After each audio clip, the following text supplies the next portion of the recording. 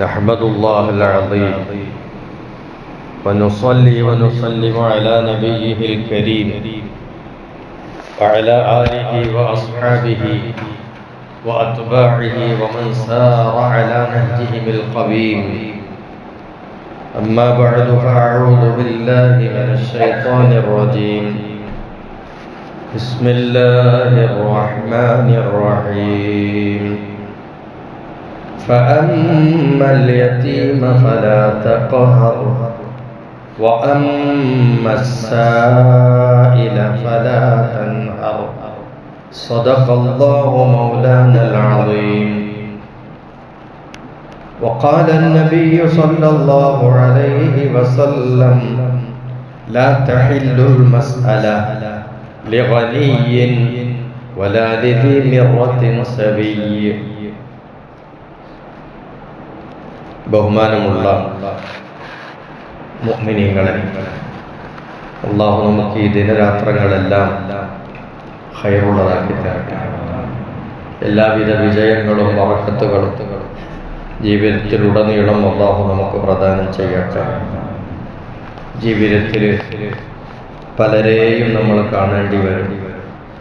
പലരും നമ്മുടെ മുന്നിൽ വന്നു നിൽക്കും. പലരും നമ്മോട് പല പരാതികളും പറയും.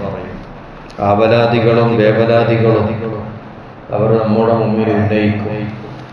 സാമൂഹികമായി ജീവിക്കുന്ന മനുഷ്യരിൽ വിശ്വാസികളായ നമ്മെ സംബന്ധിച്ചിടത്തോളം പലതെല്ലാം ശ്രദ്ധിക്കാനുണ്ട്. ആ കൂട്ടത്തിൽ ബഹുമാനപ്പെട്ട അബ്ദുല്ലാഹിൽ ഹദ്ദാദ് തങ്ങൾ തരുന്നൊരു ഉപദേശം: മോനെ, മുന്നിൽ വന്നു നിൽക്കുന്നവനെ മോശമാക്കരുത്. അവിടുന്ന് പറഞ്ഞ ഉപദേശമാണ്. മുന്നിൽ വന്നു നിന്നവനെ മോശമാക്കരുത്. എങ്ങനെ മോശമാക്കരുത്? മുന്നിൽ വന്നു നിന്നാളെ അയാൾ എന്തോ ഒരു ആവശ്യത്തിന് വന്നു നിൽക്കുകയാണ്.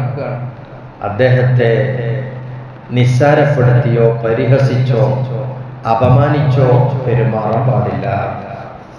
അതാണ് മോശമാക്കുന്നതിൻ്റെ ഒരു രീതി. പിന്നെ തിരിച്ചങ്ങോട്ട് എന്തെങ്കിലും ആക്രമണ സ്വഭാവത്തിൽ പെരുമാറുന്നതാണ് അതിലും കടുപ്പമായ രീതി. അതൊന്നും ഉണ്ടാകാൻ പാടില്ല. അവനെ എന്തെങ്കിലും ഉള്ളത്, താല്പര്യമുള്ളത് എടുത്തു കൊടുത്തിട്ട് പറഞ്ഞേക്കുക.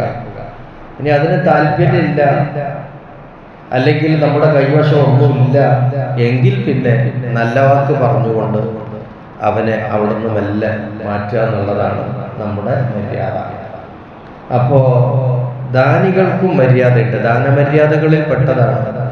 മുന്നിൽ വാക്ക് നിൽക്കുന്ന ആള് പലതരത്തിലുള്ള ആളുണ്ടാവും. ഏതാണെന്ന് നമുക്കറിയില്ല. അപ്പൊ അതുകൊണ്ട് അവനോട് മോശമായി പെരുമാറാതെ ഉള്ളത് എന്തെങ്കിലും കൊടുത്തിട്ട് അല്ലെങ്കിൽ നല്ല വാക്ക് പറഞ്ഞിട്ട് അവനെ പിരിക്കുക എന്നുള്ളതിനാണ് നമ്മൾ പരിഗണന കൊടുക്കേണ്ടത്. പരിശുദ്ധ പ്രവാചകർ സ്വല്ലല്ലാഹു അലൈഹി വസല്ലമ തങ്ങളോട് അല്ലാഹു തആല വെച്ചിട്ടുള്ള ആ ഒരു കാര്യം, നിർദ്ദേശം, അതാണ് പരിശുദ്ധ ഖുർആനിലെ സൂറത്തുൽ ദുഹയിൽ നമ്മൾ ഓതിക്കേട്ടത്. ഫഅമ്മൽ യതീമ ഫലാ തഖഹർ, അനാഥ മക്കളെ അടിച്ചമർത്തരുത്. വഅമ്മ സായില ഫലാ തൻഹർ, ചോദിച്ചു വന്നവനെ വിരട്ടി ഓടിക്കുകയും ചെയ്യരുത്. അതൊന്നും നമ്മൾ ചെയ്യാൻ പാടില്ല. അല്ലാഹുവിൻ്റെ തിരുദൂതരുടെ ഉദാത്തമായ ഉത്തമമായ സ്വഭാവങ്ങളുടെ കൂട്ടത്തിൽപ്പെട്ടതാണ് വന്നവരാരെയും മോശപ്പെടുത്താതിരിക്കുക എന്ന് പറയുന്നത്.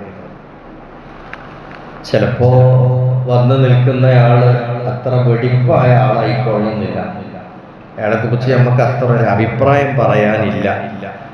എന്നാൽ പോലും മോശമാക്കി പറഞ്ഞേക്കരുത്. എന്തുകൊണ്ട്? അയാൾ അത്ര വെടിപ്പല്ലെങ്കിൽ പോലും, നമുക്ക് അത്രയിട്ട് വിശ്വാസം വരുന്നില്ലെങ്കിൽ പോലും ദാനം ചെയ്ത ആൾ അയാൾക്ക് കൂലി ഒട്ടും കുറയില്ല. ദാനം ചോദിച്ച് വന്നയാൾ മോശമാണെങ്കിലും ഈ കൊടുക്കുന്ന ആള് കൊടുത്തതിന്റെ കൂലി കുറയുന്നില്ല. കൊടുത്തതെല്ലാം സദഖ തന്നെയാണ്. അതിപ്പോ തട്ടിപ്പുകാരന് കൊടുത്തുപോയി, മോശം പ്രവർത്തിക്കാരന് കൊടുത്തുപോയി, എന്നാലൊക്കെ കൊടുത്ത ആൾക്ക് കൂലി കുറവില്ല. അയാൾക്ക് കൂലി തന്നെ. പച്ചക്കരളുള്ള ഏത് ജീവിക്ക് കൊടുത്താലും അത് ധർമ്മമാണ്, സദഖയാണ്. മനുഷ്യൻ തന്നെ ആവണമെന്നില്ല.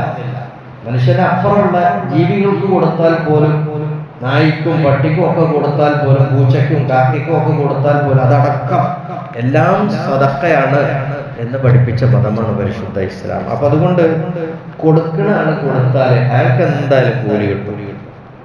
പിന്നെ അയാൾ കൊടുക്കാതിരിക്കാൻ വ്യക്തമായിട്ടുള്ള ന്യായം പറയുന്നത്, ആ ന്യായം മൊത്തമാണ് നമ്മൾ കൊടുക്കുകയും ചെയ്യരുത്. അതേതാ? അതാണ് മഹാനവറുകൾ സൂചിപ്പിക്കുന്നത്, കൊടുത്താൽ കുറ്റം കിട്ടൂല, കൂലിയെ കിട്ടുള്ളൂ, കുറ്റം കിട്ടൂല.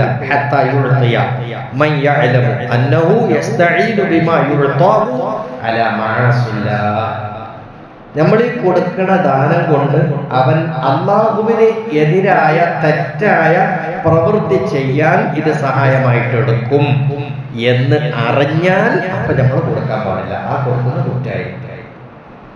നമ്മൾ ഈ കാശ് കൊണ്ടുപോയിട്ട് കണ്ടു കുടിക്കുകയാണെന്ന് നമുക്ക് ഉറപ്പുണ്ടോ? കൊടുക്കരുത്. നമ്മുടെ ഈ കാശ് കൊണ്ടുപോയിട്ട് അവൻ വേറൊരു വേണ്ടാധീനം ചെയ്യാൻ ഉപയോഗിക്കുകയാണ്, അത് അള്ളാഹ്ക്ക് പൊരുത്തല്ലാത്ത കാര്യമാണ്, അള്ളാഹ് ഇഷ്ടപ്പെടാത്തതാണ്, അള്ളാഹ് കൽപ്പിക്കാത്തതാണ്, എന്നല്ല അള്ളാഹ് വിലക്കിയ കാര്യമാണ്. ആ കാര്യം ചെയ്യാൻ നമ്മുടെ ഈ പണം കൊണ്ടുപോയിട്ട് അവനത് സഹായമായിട്ട് കാണും എന്ന് കണ്ട അവിടെ നമ്മൾ കൊടുക്കരുത്. അവിടെ കൊടുത്താൽ കുറ്റക്കാരാവും. അതില്ലാത്ത കാലത്തോളം കൊടുത്താൽ എന്താ കുറ്റം കിട്ടൂല, കൂലിയെ കിട്ടുള്ളൂ. ഇതാണ് ഇപ്പൊ ദാനമര്യാദ. ഇതിൻ്റെ ഒരു മറുവശം. അതെന്താ? ഈ ചോദിച്ചു വരുന്ന ആളുകളുടെ അവസ്ഥയെ കുറിച്ചിട്ടാണ്. അതെത്ര നല്ല പരിപാടിയാണോ? അവിടെയാണ് മഹാനവറുകൾ പറയുന്നത്, ഈ യാചന എന്ന് പറയുന്നത് അമ്രും മദ്മൂമുൻ ജിദ്ദൻ, അങ്ങേയറ്റം ആക്ഷേപാർഹമായ ഒരു കാര്യമാണ്. കടി കാട്ടി ഇങ്ങനെ വരിക, ഇറക്കാൻ വരിക, ചോദിക്കാൻ വരിക എന്ന് പറയാം. അത്ര വളരെ മോശമാണ്. അതേ സമയത്ത് യാചന അനുവദിക്കപ്പെട്ടിട്ടുണ്ട് ഇസ്ലാമിൽ. എപ്പോ? അനിവാര്യ ഘട്ടത്തിൽ. വേറെ നിവൃത്തിയില്ല, വേറെ നിവൃത്തിയില്ല, അവന്റെ കയ്യിൽ കാശില്ല, ആരും കൊടുക്കാനില്ല, ഈ ചോദിച്ചു വാങ്ങിയിട്ട് എന്തെങ്കിലും കഴിക്കലല്ലാതെ എനിക്ക് നിവൃത്തിയില്ല, മരിച്ചു പോകും, ഭക്ഷണം കിട്ടാൻ വഴിയില്ല. അങ്ങനത്തെ ഒരു ഘട്ടം വരുമ്പോഴാണ് അവൻ എന്ത് ചെയ്യേണ്ടത്? ചോദിക്കേണ്ടത്. അനിവാര്യ ഘട്ടത്തിൽ മാത്രമാണ് ചോദിച്ചു വരുന്നത് അനുവദിച്ചിട്ടുള്ളത്. യാചകരെ കുറിച്ച് പരിശുദ്ധ പ്രവാചകർ പഠിപ്പിച്ചിട്ടുണ്ട്. ഈ പറയപ്പെട്ട നിയമങ്ങൾ ഞാൻ പറഞ്ഞല്ലോ, അനിവാര്യ ഘട്ടത്തിലെ പിരിവെടുക്കാനും യാചിക്കാനും വരാവുന്നതാണ്. അങ്ങനെ അല്ലാതെ ഒരാൾ പിരിവെടുത്തിട്ട് ജീവിക്കുന്നുണ്ടെങ്കിൽ അവന്റെ കഥ പറയുന്നുണ്ട്, അവൻ ആഖിറത്തിൽ വരുമ്പോൾ അത്തരക്കാരെ പ്രത്യേകം തിരിച്ചറിയാൻ കഴിയുന്നുണ്ട്. അവരുടെ മുഖം വികൃതമായിട്ടായിരിക്കും ഹാജരാക്കപ്പെടാൻ. ഒരു വരുമ്പം തന്നെ ഓരോ മുഖം കണ്ടാൽ അറിയുന്നത് തട്ടിപ്പാക്കി പിരിവാക്കുന്ന ആളാണ്. അവരുടെ മുഖത്ത് ഒരു കഷ്ണം പോലും മാംസം ഉണ്ടാവില്ല. അതൊന്നും ഒക്കെ വറ്റിപ്പോയിട്ടുണ്ടാവും. കണ്ടാൽ ഒരു ഭീകരത തോന്നുന്ന വൈകൃത മുഖവുമായിട്ടായിരിക്കും ഈ പിരിവന്മാർ മഹ്ശറിൽ വരിക എന്ന് മുത്തു മുഹമ്മദ് മുസ്തഫ സല്ലല്ലാഹു അലൈഹി വസല്ലം പഠിപ്പിച്ചു. ചിലർ യാചന തൊഴിലായിട്ട് കാണുന്നു. ഈ പണിക്ക് പോയിട്ടൊക്കെ പണിയെടുത്ത് ജീവിക്കുക എന്ന് പറയുമല്ലോ. എന്നാൽ ചിലര് ഈ പണി തന്നെ ഏതായിട്ടാ കാണുന്നത്? യാചനയാണ്. യാചനയാണ് പോലെ പണി, അതാണ് പോലെ തൊഴിൽ. അങ്ങനെ ജീവിക്കുന്ന ആൾക്ക് ഒരിക്കലും ഇസ്ലാം അത് അനുവദിച്ചിട്ടില്ല. എന്നത് ഈ കാലഘട്ടത്തിൽ കാണാൻ കഴിയുന്നത് എന്താണെന്ന് വെച്ചാൽ, ചിലര് യാചനയെ സമ്പാദന മാർഗമായിട്ടാണ് കാണുന്നത്. നമ്മൾ മുതലാളിമാരാകുമല്ലോ, കച്ചവടം ചെയ്തിട്ടോ പല ഫാക്ടറി നടത്തിയിട്ടോ ഒക്കെ വലിയ വലിയ കോടീശ്വരന്മാരാണ്. എന്നാൽ ഇതുപോലെ കോടീശ്വരരാകുന്ന പ്രവൃത്തിയായിട്ടാണ് ഏത് കാണുന്നത്? ഈ യാചനയെ കാണുന്നത്. ഇപ്പൊ അടുത്ത പേപ്പറിൽ നിങ്ങൾ വായിച്ചിട്ടുണ്ടാവും, മുംബൈയിൽ ഒരാളെ പിടികൂടി. അദ്ദേഹം യാചന പ്രവൃത്തിയാക്കിയ ആളാണ്. അദ്ദേഹത്തിന് കോടികളാണ് ബാങ്ക് ബാലൻസ് ഉള്ളത്. അതോടൊപ്പം ബോംബെ നഗരത്തിൽ കോടികളുടെ ഫ്ലാറ്റുകൾ അയാൾക്ക് സ്വന്തമായിട്ടുണ്ട്. ഇങ്ങനത്തെ മനുഷ്യനാണ് ഉണ്ടാക്കുന്നത്, റോഡരികിൽ ഇരുന്നിട്ട് ഇങ്ങനെ പിരിവാക്കുന്നത്. ഇതന്നെയാണോ? ഇതുപോലെ കണ്ടമാന ആളുകളെ കാണാൻ കഴിയുക.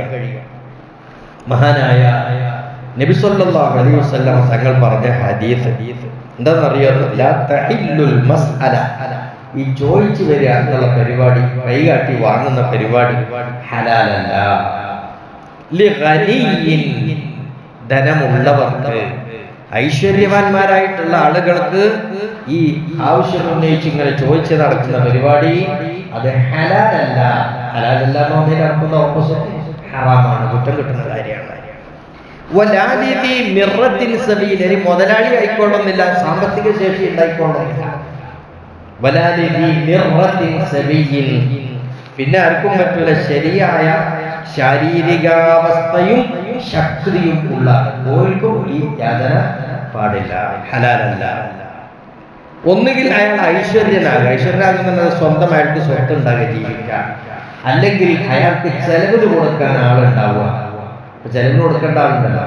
ഇപ്പോ മാതാപിതാക്കൾക്ക് മക്കൾ ചെലവ് കൊടുക്കണം, മക്കൾ അവശരായാൽ മാതാപിതാക്കൾ ചെലവ് കൊടുക്കണം, ഇങ്ങനെയൊക്കെയാണല്ലോ അതിന്റെ കണക്ക്. ഇതുപോലെ ചെലവിന് കൊടുക്കേണ്ട ആളും ഇല്ല, ഓനിക്ക് സാമ്പത്തികമായിട്ട് കാര്യമില്ല, എന്നാ ഓനെ പറ്റി റനീയെന്ന് പറയില്ല. അതേസമയത്ത് ഇത് രണ്ടാമതൊന്നുണ്ടോ എന്നാ ഓനിക്ക് എന്തുണ്ട്, റനീയെന്ന് പറയും. ഉദാഹരണം, മാസം മാസം ചെലവ് കഴിഞ്ഞു പോകാൻ അയാൾക്ക് വാടക കിട്ടുന്നുണ്ട്, അല്ലെങ്കിൽ എന്തെങ്കിലും വരുമാനമുണ്ട്, എന്നാ അങ്ങനത്തെ ആള് ഈ അർത്ഥത്തിൽ റനീയെന്ന് പറയാം. ഓനിക്ക് മസ്അല ഈ യാചന അനുവദിക്കപ്പെടാത്ത റനീന്റെ കൂട്ടത്തിലാണ് ഓൻ പെടുക. ഇനി സാമ്പത്തികമായിട്ട് ഓന്റെ കയ്യിൽ സൂക്ഷിപ്പ് പണമൊന്നുമില്ല, അല്ലെങ്കിൽ ചെലവ് കൊടുക്കാൻ ആളില്ല, വേണ്ട, എന്നാലും യാചന ഹലാലാവൂല. ആർക്ക്? ശാരീരികമായി ശക്തിയുള്ള ആളുകൾ, മറ്റ് വൈകല്യങ്ങളൊന്നുമില്ല, ശരിയായ അവസ്ഥ അവന്റെ ശരീരത്തിനുണ്ട്, ആരോഗ്യമുണ്ട്, എന്നാ ഓനക്ക് യാചിക്കാൻ പറ്റൂല. ഓനെന്ത് ചെയ്യണം? ഓന് പണിയെടുക്കണം, ജോലിയെടുക്കണം, അധ്വാനിക്കണം. കൂലിപ്പണിയോ വേറെ പണിയോ അവന്റെ ശരീരം കൊണ്ട് അധ്വാനിച്ചിട്ട് അവൻ ആഹാരം കഴിക്കുക എന്നല്ലാതെ ഈ പിരിവിൽ നടക്കാൻ പാടില്ല. ഇത് ഹലാലല്ല എന്ന് അള്ളാഹുവിന്റെ തിരുദൂതർ വ്യക്തമായി പഠിപ്പിച്ചിട്ടുണ്ട്. അപ്പൊ അതുകൊണ്ട് രണ്ടു ഭാഗവുമാണ് ശ്രദ്ധിക്കുക എന്ന കാര്യം ബഹുമാനപ്പെട്ട അബ്ദുല്ലാഹി ഹദ്ദാദ് ഉണർത്തിയതാണ്. അവിടത്തേക്ക് അള്ളാഹു ദർജ ഉയർത്തി കൊടുക്കട്ടെ. നല്ല ഉപദേശങ്ങളൊക്കെ കേൾക്കാനും ജീവിതത്തിൽ പാലിക്കാനും അള്ളാഹുവിങ്കൽ നല്ലവരായി തീരാനുമുള്ള തൗഫീഖ് അള്ളാഹു നമുക്കെല്ലാവർക്കും പ്രദാനം ചെയ്യട്ടെ. വആഖിറു ദഅ്വാനാ അനിൽ ഹംദുലില്ലാഹി റബ്ബിൽ ആലമീൻ.